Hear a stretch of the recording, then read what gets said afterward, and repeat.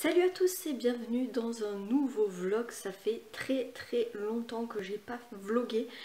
J'ai pourtant commencé plein de vlogs que je n'ai jamais terminés. J'espère que celui-ci, vous pourrez enfin le voir et que j'arriverai à le mener à bout cette fois. Donc on est quel jour? On est non pas du tout. On est samedi 19 juin, il doit être aux alentours de 10 h du matin et donc je vous reprends pour vous parler un petit peu de plein de choses, de lecture évidemment, mais bien sûr d'autres choses. Donc la semaine dernière, le week-end dernier, je suis allée chez Emmaüs. Vous savez que j'adore aller chiner chez Emmaüs parce que il y a toujours des trésors pour pas cher et en plus de ça on fait une bonne action puisque tout l'argent récolté est reversé à l'association de l'abbé Pierre, donc c'est vachement cool. J'ai trouvé deux cadres pour ma chambre. Je vous insérerai des petits close-up pour que vous voyez un petit peu parce que l'idée c'est de faire une accumulation de plusieurs cadres un peu anciens comme ça, peut-être avec des miroirs, je sais pas trop, des petits cadres, des grands cadres, enfin faire une accumulation comme ça sur le mur ça peut être très joli. Donc bon, pour l'instant j'en ai trouvé deux mais bon c'est un début, voilà. Ils m'ont coûté à eux deux je crois 6 €, donc vraiment je me suis pas ruinée. J'ai également trouvé une tasse Starbucks de Noël. Alors je sais pas combien ça vaut ça, mais ça vaut au moins dans les 20-25 balles. Je l'ai trouvée à 50 centimes, mais vraiment trop la bonne affaire. Elle est en super état, ça va être parfait pour Noël. Et puis j'ai également trouvé 3 livres, 3 poches qui m'ont coûté 50 centimes chacun, parce que les poches sont à 50 centimes chez Emmaüs, donc c'est vraiment pas cher. Et donc évidemment que j'ai été clairement influencée par Séverine de la chaîne Il est bien ce livre, parce que Mode Kashishke, donc le 5e jour, c'est une de ses claques. Amstramgram aussi, c'est une série qu'elle aime beaucoup et tout le monde m'a dit, même vous, il y a certains d'entre vous qui m'ont dit que cette série était vraiment bien. Donc je la commencerai avec ce premier tome. Et puis le troisième que j'ai trouvé, c'est un petit Hercule Poirot d'Agatha Christie parce que ça fait toujours plaisir d'avoir Hercule Poirot dans sa palle, d'avoir un petit Agatha Christie, ça passe toujours bien. En plus j'ai trouvé la couve mais trop belle, alors que c'est une vieille édition du Masque, mais vraiment super, donc je suis ravie. Donc pour le tout j'en ai eu pour 9 €, 8 €, non 8 €, j'en ai eu pour 8 €, c'est vraiment une bonne affaire et puis moi ça me fait plaisir, donc tout le monde est content, c'est génial. Ah, j'avais oublié à quel point c'était sportif de faire un vlog et de tenir la caméra à bout de bras, mais bon, on va y arriver.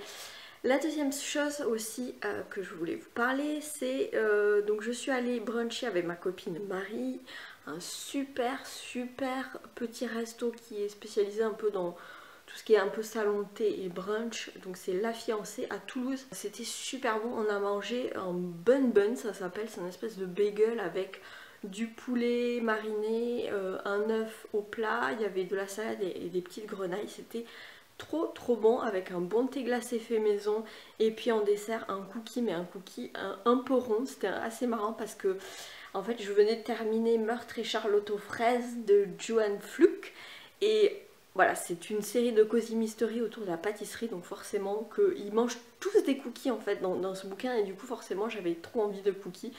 Donc c'était super bon, je vous recommande si vous cherchez un bon brunch le dimanche à Toulouse, La Fiancée c'est top. Et puis ensuite on est allé voir le film Le Discours alors c'est l'adaptation du livre de Fabrice Caro, donc Le Discours. Donc on va suivre un homme qui a une quarantaine d'années, qui a un repas de famille et qui n'attend qu'une chose, c'est que sa petite amie lui réponde à son texto puisqu'elle est partie un mois plus tôt pour faire une pause. Elle a mis le bouton pause de leur relation et lui il en peut plus, donc il lui a envoyé un texto, il attend désespérément sa réponse. Et durant ce repas de famille, il y a son beau-frère qui va lui demander de faire un discours pour le mariage de sa sœur. Évidemment il se dit oulala ça va mal se passer et donc on est vraiment dans la tête de ce personnage qui en plus s'adresse à nous les téléspectateurs. Il brise carrément le 4e mur et ça c'était vraiment original, moi j'ai beaucoup aimé. Je pense que c'est un procédé qui doit pas plaire à tout le monde mais j'ai trouvé ça fun, il y a cette espèce d'humour. Moi j'ai quand même pas mal rigolé mais c'était toujours teinté d'une certaine ironie, d'un certain sarcasme, de beaucoup d'autodérision et un peu de mélancolie aussi. C'est quand même assez mélancolique comme film. Ça touche à des sujets très universels autour de l'amour et de comment les relations interpersonnelles en fait et l'estime de soi, ce genre de choses. Et franchement c'était super cool. Moi je suis pas trop fan des films français en général, mais franchement ça passait bien, c'était vraiment chouette. Donc si jamais vous voulez aller vous faire une toile, et ben n'hésitez pas à aller voir Le Discours. Hop, je change de main parce que voilà. Ah, vous êtes lourd quand même, hein. Vous n'avez pas fait le summer body. Je rigole, évidemment. Je rigole. Sinon, niveau lecture, je lis La Communauté des Esprits de Philippe Pullman, qui est le deuxième tome de sa trilogie de la poussière. J'en suis au début, hein. J'ai lu, allez, un quart. J'aime beaucoup retrouver Lyra. Mais c'est vrai que, en fait, je pensais lire quelque chose d'assez léger, jeunesse et tout, mais alors, c'est quand même... Philippe Pullman, il y a quand même une double lecture et c'est quand même des sujets assez lourds. Et franchement, j'aime bien retrouver Lyra en tant qu'adulte, puisqu'elle a 20 ans. Et Malcolm aussi, qu'on connaissait dans le premier tome lorsqu'il avait 11 ans, mais maintenant il est adulte, il a une trentaine d'années. Et voilà, pour l'instant, voilà, je suis au début, je peux pas trop vous dire, mais ça se lit super bien. Et puis sinon, alors là, je les ai pas, je vous mettrai la couverture ici. Je suis aussi en train de lire le tome 5 des Aventuriers de la Mer de Robin Hobb, que j'adore toujours autant, hein, vraiment. Cette saga surpasse pour moi l'Assassin Royal. C'est vraiment une bouffée d'air frais dans l'univers de la piraterie, c'est génial, j'adore, je passe un super moment. Alors je l'ai pas parce que je l'ai au bureau, c'est ma lecture d'entre midi et deux. Et puis j'ai une autre lecture entre midi et deux, j'ai commencé la biographie de Yves Saint Laurent, Le Soleil et les Ombres. Et c'est vachement bien écrit, je m'attendais pas du tout à ça, il y a une très belle plume. Moi je suis pas particulièrement fascinée par l'univers de la haute couture, du luxe, etc. Yves Saint Laurent, bon voilà, je connaissais vite fait, mais sans plus, tu vois, l'univers de la mode, voilà, sans plus. Mais je trouve que c'est super bien écrit et du coup ça m'intéresse vachement. Donc voilà, je vous en reparlerai. Pour l'instant j'ai lu, allez quoi, je sais pas, 70 pages, donc je peux pas trop dire si ça va continuer aussi bien ou pas, mais voilà, agréablement surprise. Voilà pour mes lectures, bon mais je vous laisse et puis je vous reprendrai plus tard.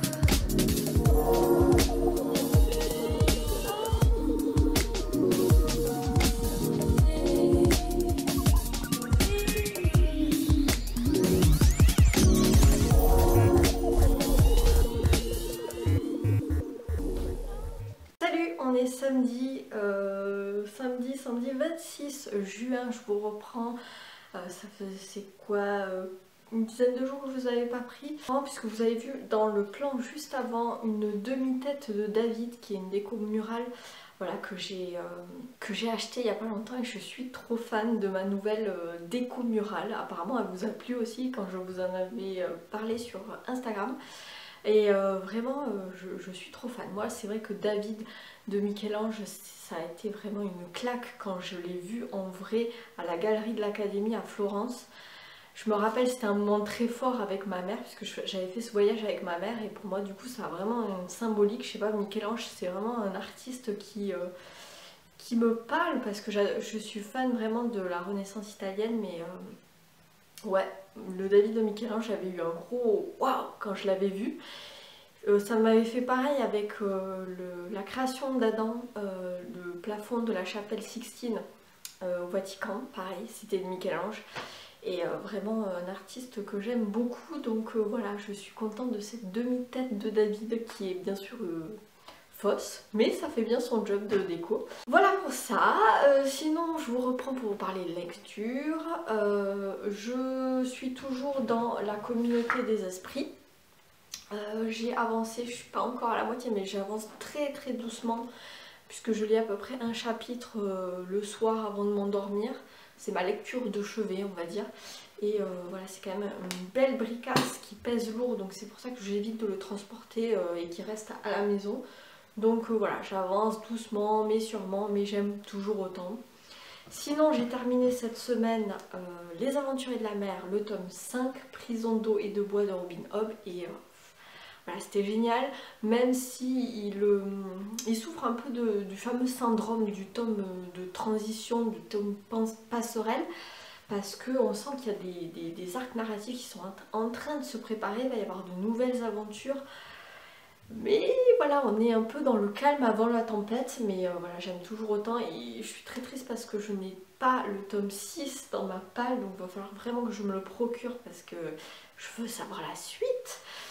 Et puis sinon, je suis toujours en train de lire aussi dans ma lecture du midi, mais je ne l'ai pas avec moi puisqu'il est au bureau. C'est du coup la biographie d'Yves Saint Laurent et j'en ai lu un peu plus de la moitié et j'avoue que je commence un petit peu à m'en lasser doucement parce qu'en fait c'est beaucoup, on est rentré vraiment dans le vif du sujet des années de carrière de Yves Saint Laurent où on parle beaucoup de haute couture, de défilés et des vêtements qu'il créait, des modes, des styles, etc. Du tissu et c'est très, comment dire, c'est du vocabulaire très technique qui parlera aux amateurs de haute couture, mais moi je m'en fous un peu en fait. Moi ce qui m'intéresse c'est la vie du personnage, enfin de Yves Saint Laurent et pas tellement ses créations. Donc voilà, là c'est un peu long, mais bon, on verra par la suite. Voilà, j'ai pas encore terminé, je lis, mais je lis très très doucement. Sinon, je voulais vous montrer deux livres que j'ai trouvés en boîte à livres. Un gros pavé, un parfum, mais que je n'ai toujours pas lu et pourtant c'est quand même un roman qui est très très connu, c'est Les Piliers de la Terre de Ken Follett. Là c'est les éditions Le Livre de Poche, je sais pas du tout combien de pages il fait, mais alors 1050 pages et c'est écrit vraiment tout petit, je sais pas si vous allez voir. Alors je sais pas quand est-ce que je le sortirai, je pense qu'il va falloir que je me motive un jour, mais voilà, quand ça sera le bon moment, mais au moins je l'ai dans ma pile à lire. Je vous spoil un peu le boucol, hein, mais bon, tant pis, c'est pas grave. Et puis le deuxième, c'est Les Catilinaires d'Amélie Nothomb. Pareil, le livre de poche, et ça, moi quand je trouve un Agatha Christie en boîte à livres ou chez Emmaüs ou ce genre de choses en occasion, je prends toujours parce que faut toujours avoir un petit Amélie Nothomb dans la pile à lire, c'est une valeur sûre, c'est genre les basiques de la garde-robe mais les basiques de la pile à lire. Parce que ça passe toujours bien entre deux gros pavés, donc voilà. Voilà un petit peu pour les lectures. Je vous reprends plus tard. Je vous reprends pour vous parler d'une série aussi que je suis en train de finir là. Il me reste plus qu'un seul épisode, mais je pense que je vais vous en parler comme si je l'avais terminé. Parce que je pense pas que le dernier épisode ne change mon opinion.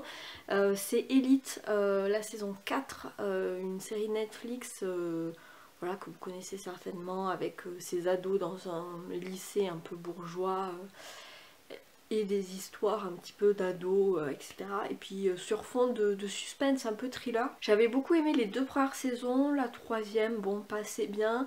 Mais là, la quatrième, je trouve que ça a perdu de son intérêt.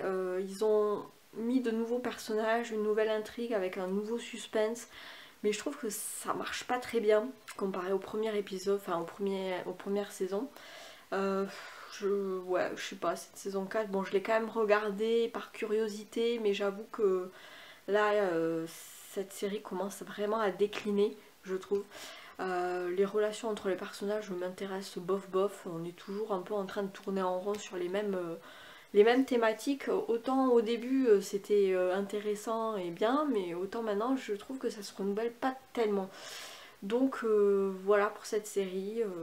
Et puis sinon je continue à regarder de temps en temps Grey's Anatomy et Station 19 qui est un spin-off de Grey's Anatomy mais avec les pompiers de Seattle.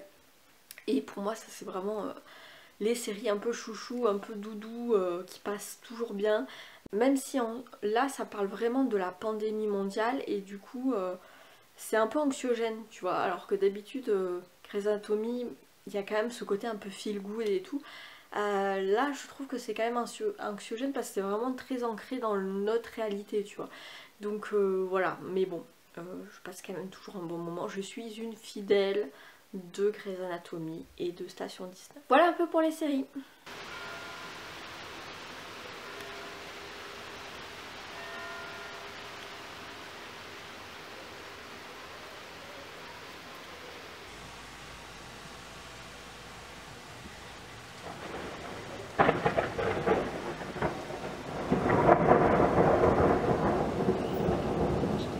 Salut, on est dimanche 4 juillet, je vous reprends seulement maintenant, mais pour vous parler de livres, puisque je suis allée faire un tour à la boîte aux livres qui est pas loin de chez mes parents et j'ai trouvé des pépites. À chaque fois cette boîte aux livres elle est pleine de pépites, de trésors. Et donc là j'ai un bon butin et je vais vous montrer ça, je vais retourner la caméra et je vous montre ça. Donc le premier c'est Contes de la Bécasse de Maupassant, c'est chez le livre de poche, donc c'est une vieille édition avec les pages toutes jaunes. Mais je me suis dit pourquoi pas, j'aime bien Maupassant et en plus de ça il nous parle de l'automne avec des chasseurs. Ça va parler de chasseurs et ça se passe en automne. Donc bon, je suis pas trop fan de la chasse, mais je me dis ça peut être parfait pour le Pumpkin Autumn Challenge puisque ça se passe en automne. Puis c'est un classique, hein, Maupassant, ça passe toujours. J'ai pris un autre classique, c'est Virginia Woolf avec Mrs. Dalloway chez Folio Classique. J'ai jamais lu cette autrice et pourtant c'est quand même l'une des premières féministes. Voilà, je vous mets la quatrième de couve si vous voulez lire le résumé. Moi c'est vrai que j'ai pas trop envie d'en savoir trop, mais on va parler de la... Ah, j'avais pas vu. Il y a une carte postale à l'intérieur. Bon, bah écoute, j'ai trouvé un marque-page, c'est cool. Donc ensuite j'ai trouvé, alors ça va peut-être plus vous parler, c'est Olivier Norek avec Surface chez Pocket. J'ai jamais lu de Olivier Norek et c'est vraiment un peu la honte parce que c'est un auteur de thriller qui est français, qui est très reconnu, donc pourquoi pas découvrir sa plume avec celui-là, même si je sais que celui-ci ne fait pas l'unanimité et que c'est peut-être pas le préféré des amateurs de Olivier Norek, mais enfin... Il était gratuit hein, en boîte à livres, donc je vais pas cracher dessus. En plus, il est en super bêta. Et un autre que j'ai trouvé quasi neuf, c'est celui-ci, Un manoir en Cornouailles de Ave Chase chez 10-18. Et je crois qu'il est sorti en poche il n'y a pas longtemps cette année. D'ailleurs, il y a toujours l'étiquette, 8,40 €. Mais moi, je l'ai trouvé dans la boîte aux livres. Et on est en 1968 en Cornouailles, dans un manoir. Donc voilà, j'ai pas trop envie d'en savoir plus, mais celui-ci, je l'avais vu passer dans... Voilà, j'ai été clairement influencée. Ces deux-là, j'ai été clairement influencée par Bookstagram et Booktube, donc bon, on verra bien, ce ne sera pas ma priorité, mais au moins je les ai dans ma pile à lire. Voilà pour ces petites trouvailles de boîte à livres, et puis sinon, cette semaine j'ai terminé la biographie de Yves Saint Laurent, donc Le Soleil et les Ombres, de Bertrand Meyer-Stablé et Linda Maasch, c'est aux éditions Bartilla. Alors je suis pas particulièrement fan de haute couture, je suis pas une fashionista, tout ça, je m'intéresse assez peu au monde de la haute couture. Mais je trouvais ça intéressant d'en savoir plus sur cet illustre personnage, cet illustre couturier, donc j'ai aimé en savoir plus sur sa vie. Par contre, il y avait des passages un petit peu plus longs qui m'ont moins intéressée, notamment lorsque les auteurs parlent des tissus, des différents vêtements, des défilés, etc. Bon, c'était un peu long, on sentait que les auteurs s'extasiaient un peu sur le truc et qu'ils étaient vraiment passionnés de tout ça, mais moi j'étais plus intéressée par la vie de l'homme que ses créations. Donc voilà, c'était un peu long à certains passages, mais après j'ai appris des trucs, donc c'était plutôt intéressant. Donc ce matin j'ai réussi à faire ma petite photo pour Bookstagram avec ce livre, j'espère qu'elle vous aura plu. Je pense qu'au moment où vous verrez ce vlog, elle sera déjà en ligne sur mon compte Instagram, donc n'hésitez pas à aller voir. Et puis sinon, je suis toujours dans la communauté des esprits.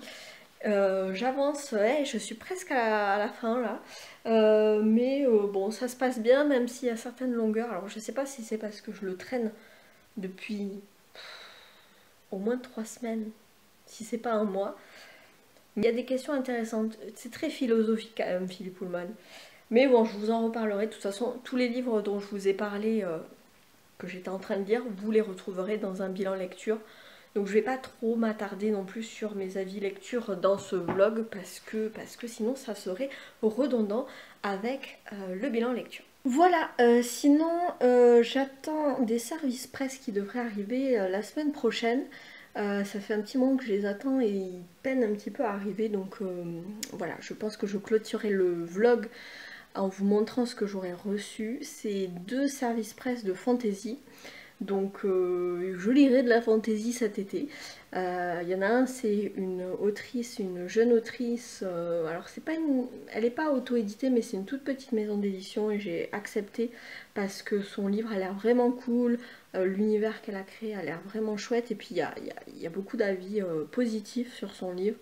Donc voilà, on va découvrir un nouvel univers de fantasy. Et puis l'autre c'était, bon, c'est plus connu puisque c'est les éditions Folio qui sont venues me parler sur Instagram pour me proposer de recevoir une trilogie de fantasy dont le 3e tome en grand format va sortir en septembre et le 2e tome en poche sort le même jour en septembre. Je crois que c'est le 9 septembre, un truc comme ça. Mais je vous en reparlerai de toute façon quand je recevrai le colis. Et voilà, c'est une nouvelle saga de fantasy qui a l'air vraiment chouette et qui a reçu des prix, je crois. Mais je vous en reparlerai. Salut, on est lundi 5 juillet. Je viens de rentrer du travail, donc je suis un peu en susu là, j'ai chaud. Il fait 31 degrés aujourd'hui à Toulouse. Mais je vous reprends parce que j'ai reçu enfin un des services presse que j'attendais, donc c'est trop bien. J'ai reçu du coup, je vous le montre, cette couverture de feu quand même. Ça s'appelle Sous le regard de Lyra, c'est un premier tome, c'est écrit par Chloé Garcia, dans une petite maison d'édition, les éditions Maya, que je ne connaissais pas du tout. Et en fait c'est l'autrice qui m'a proposé de recevoir son livre, elle m'a contactée sur Livre Addict. Donc des fois je reçois des propositions aussi bien sur Instagram, par mail, mais aussi par Livre Addict. Enfin c'était la première fois qu'on me contactait via Livre Addict, mais pourquoi pas. C'est un roman de fantasy où on va suivre une déesse qui s'appelle la déesse Laria. Donc on a le couronnement d'Istar qui est fils de Tian, représentant divin de la déesse. Donc le couronnement approche, tous se préparent et entament un long chemin pour célébrer l'événement. De son côté, sa sœur Via a d'autres soucis en tête, de terribles cauchemars l'assaillent et de puissants pouvoirs se développent en elle. Est-ce qu'elle est anormale? Est-ce qu'elle est un monstre? À l'est, l'elfe Lildrir, au sang maudit à la naissance, est interdit d'assister à la cérémonie du couronnement du roi. Il ne pourra passer du temps avec Via qu'il aime secrètement, ça c'est dommage, amour contrarié. Alors qu'il fuit pour la rejoindre, une guerre familiale intestine fait échouer tous ses plans et le transforme en criminel. Plus au sud, indisposée par une jambe cassée, la reine Cassiopée se terre dans son antre. Une terrible tragédie remet en cause son amour pour la déesse, alors qu'un attentat meurtrier avorte la cérémonie du couronnement. Donc ça a l'air quand même d'être assez politique, entremêlé de religion, donc pourquoi pas. Ça a l'air sympa, il est pas très long, il fait 300 pages. Par contre les marges sont minuscules, je vais vous montrer ça. Voilà, mais bon, je vais pas tarder à me le lire. Je pense que je vais le lire avant de partir en vacances au mois d'août. Et comme ça, je vous en reparle bientôt. Bon, il me manquera plus qu'à recevoir les éditions Folio qui m'ont proposé donc une trilogie de fantasy. Normalement, c'était censé être parti la semaine dernière. J'attends toujours, donc si je l'ai pas d'ici la fin de la semaine, ben tant pis. Hein. Je vous le montrerai dans un autre vlog, c'est pas grave, et de toute façon vous l'aurez dans le book-haul. Mais voilà, c'est tout pour moi pour aujourd'hui. Hey, salut, on est, je sais même plus quel jour on est jeudi 8, il est 19h30, je vous reprends, je suis toute décoiffée, je rentre du boulot et tout, j'ai fait du vélo. Mais je suis trop contente parce que j'ai eu 2 énormes paquets dans ma boîte aux lettres. Je suis trop contente que ce soit arrivé enfin aujourd'hui. Et bon, je les ai déjà déballés parce que je vous ai fait un petit unboxing en story Instagram. Donc n'hésitez pas à me suivre sur Instagram pour voir tout ça. Et donc j'ai reçu, mais j'ose même pas vous le montrer, tout ça en une journée. C'est de la folie. Je crois que j'ai jamais reçu autant de livres d'un coup, mais... Ah, ça refait ma journée. En même temps, j'avais une journée un peu pourrie au boulot, donc là, mon moral remonte comme une flèche. Donc déjà, il y a ces 4 bouquins-là, des éditions Pocket, qui sont en fait la sélection pour le prix Nouvelle Voix du Polar. Comme chaque année, je crois que c'est la 4e année que je participe et que je fais partie du jury. Donc j'ai 4 livres à lire et ça va être un peu ric-rac parce qu'on est le 8, comme je vous disais. Il faut les lire avant le 31 et voter le 31 juillet. Donc tendu, mais on va y arriver. Donc le premier, c'est Et avec votre esprit de Alexis Lexker. Je suis pas sûre de prononcer le nom comme il faut. Ça c'est quoi? C'est un finaliste français, oui, parce qu'il y a 2 finalistes français et 2 finalistes étrangers, et après on doit voter dans chaque catégorie pour le lauréat. Donc lui, il est français. Alors de quoi ça parle? Je sais même pas de quoi ça parle, non, mais vraiment, tu poses un carton. Un peu de science éloigne de Dieu, mais beaucoup y ramène. C'est sur ces mots de son assassin qu'en pleine fac de Strasbourg, un prix Nobel de chimie se voit férocement massacré et dépouillé, littéralement, de son cerveau. 4 jours plus tard, dans la région lyonnaise, un célèbre physicien disparaît des radars. Pour le lieutenant Verne, pro du poker et obsédé des mathématiques, la probabilité qu'il s'agisse d'une coïncidence n'excède pas 15%. Probabilité que le carnage continue, 100%. Ah, on est sur un côté un peu scientifique, pourquoi pas. Peut-être un tueur en série de prix Nobel, de scientifique, on verra. Ensuite, je vais faire les français d'abord. Il y a donc le deuxième français, c'est Pour seul refuge de Vincent Ortiz, qui a apparemment déjà reçu le grand prix des enquêteurs, donc pourquoi pas. Alors de quoi ça parle? La plus terrible des prisons est celle qui n'a pas de mur. Ouh.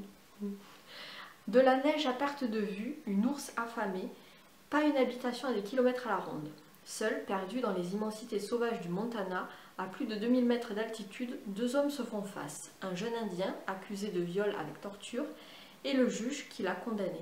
Chacun possède la moitié des informations qui pourraient les sauver. Ensemble, ils s'entretueront, séparés, ils mourront. Ah, ça a l'air pas mal. Mais j'avoue que déjà la couve, et puis le fait que ça se passe en hiver, vu qu'il neige, en plein été, c'est bof. Peut-être que ça serait bien pour le Cold Winter Challenge, mais bon, je suis obligée de le lire en été, tant pis. En même temps, vu le temps qu'il fait, je sais pas chez vous, mais en tout cas, chez moi, on dirait qu'on est en plein mois d'avril, hein, sauf qu'on est en juillet, mais tout va bien. Donc, le premier pour la sélection étranger, c'est le pensionnat, bien sûr, le pensionnat des innocents d'Angela Marson. Ils disent les secrets finissent toujours par remonter à la surface. Et celui-là, je crois que je l'avais vu passer en grand format, il avait l'air cool. Donc, avant de mourir, Teresa Wyatt a juste eu le temps de croiser le regard de son agresseur et de le reconnaître, mais aussi de comprendre qu'il était trop tard. Pour elle, comme pour ses amis, les 5 du pacte de Crestwood, liés par un secret. Un sombre secret que l'inspectrice Kim Stone va devoir déterrer pour rendre justice aux innocents oubliés. Bienvenue au pays noir, dans une région engloutie par les désindustrialisations, le chômage et le charbon, là où tout n'est que poussière.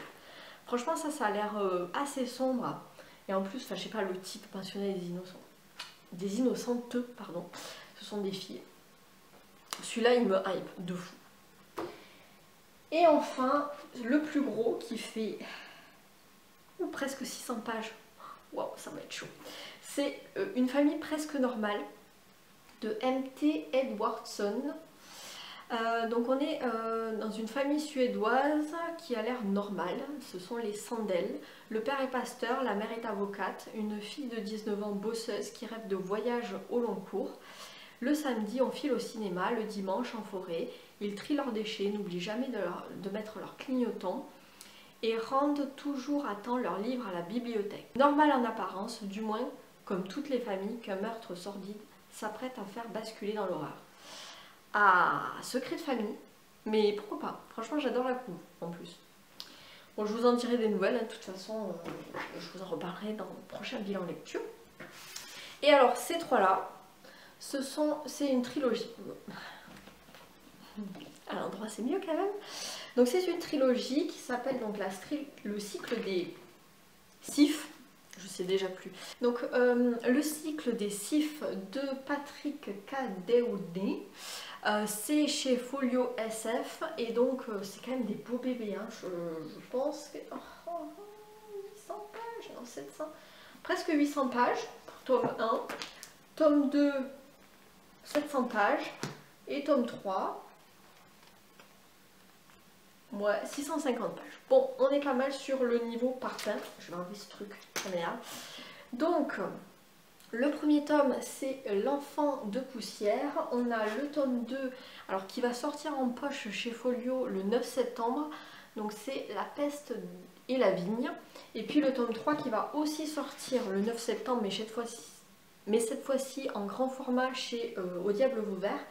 Et donc c'est Les chiens et la charrue. Donc c'est de la fantaisie. Donc je vais vous dire le tome 1.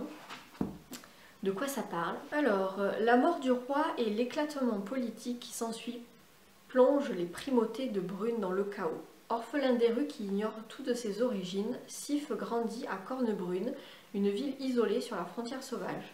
Là, il survit librement de rapines et de corvées, jusqu'à ce que les tempêtes qui secouent le vieux monde finissent par chavirer le sien et que son destin fourche à tout jamais.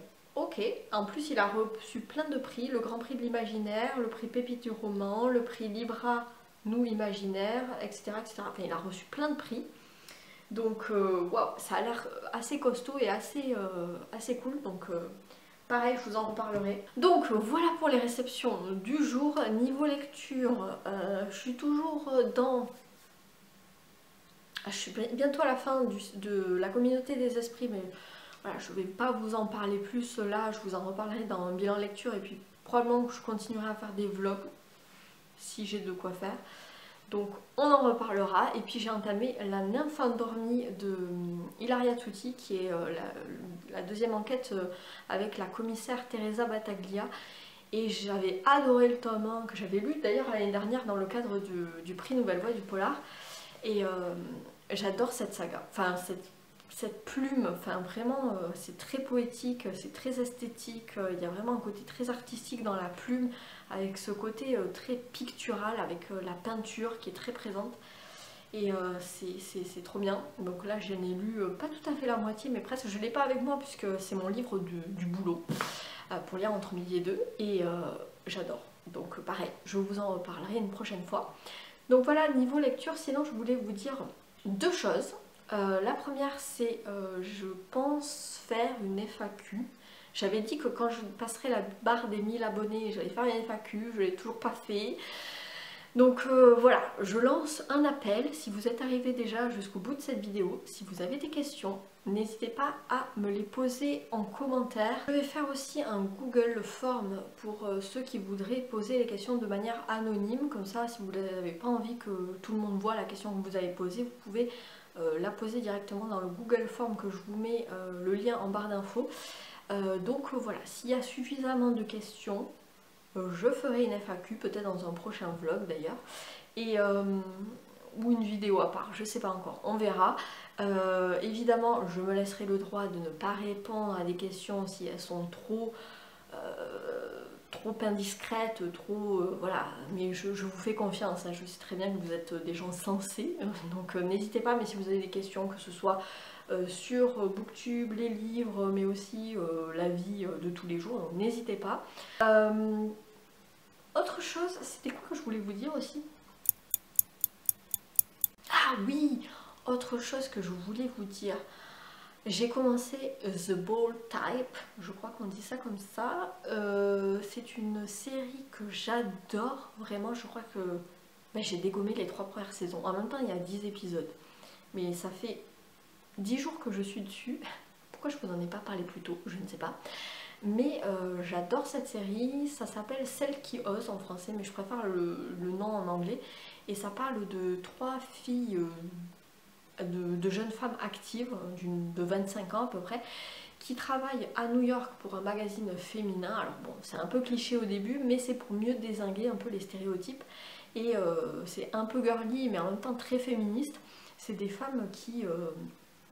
voilà, qui envoient, qui sont en proie à toutes sortes de problèmes, qui essayent de s'empouvoirer et voilà, elles ont chacune un boulot. Il y en a une qui est journaliste, une autre qui est responsable des réseaux sociaux et une autre qui est assistante stylisme mode. Et en fait, voilà, moi c'est vrai que je me reconnais aussi quelque part dans ça puisque je travaille dans les réseaux sociaux aussi, donc voilà, moi j'aime beaucoup. En plus ça dézingue pas mal de clichés, même si ça reste très américain, avec ce côté très un peu puritain, un peu bon enfant, un peu voilà, tout le monde il est beau, tout le monde il est gentil. Mais enfin, je passe un super moment en regardant cette série, ça me fait tellement de bien et on en a vraiment bien besoin en ce moment, donc c'est chouette. Donc je vous la recommande si jamais vous cherchez une chouette série à regarder. Bon, je pense que je vais clôturer ce vlog ici. J'espère qu'il vous aura plu. N'hésitez pas à me dire en commentaire si ce format vous plaît, pour savoir si je continue ou pas de le faire. Les voisins qui sortent. Donc n'hésitez pas à me dire si ce format de vidéo vous plaît ou pas, ce format un peu tranche de vie, en même temps il y a des favoris, en même temps il y a des lectures, en même temps il y a de la déco, enfin il y a un peu de tout. Mais j'ai envie de dire c'est un peu le principe même des vlogs, donc voilà, n'hésitez pas à me dire si ça vous plaît et je continuerai à en faire. J'espère pouvoir avoir du contenu à proposer parce que faire des vlogs pour faire des vlogs c'est sympa, mais ma vie est pas si intéressante que ça en vrai, hein. Je vous rassure, elle est comme vous, hein. Pareil, peut-être que même que votre vie est plus intéressante que la mienne, c'est possible, c'est possible. Enfin voilà, sur ce je vous laisse, je vous souhaite un très bon été, de bonnes vacances pour ceux qui partent en vacances et pour ceux qui travaillent comme moi, courage, de bonnes lectures évidemment, et puis je vous dis à bientôt, ciao.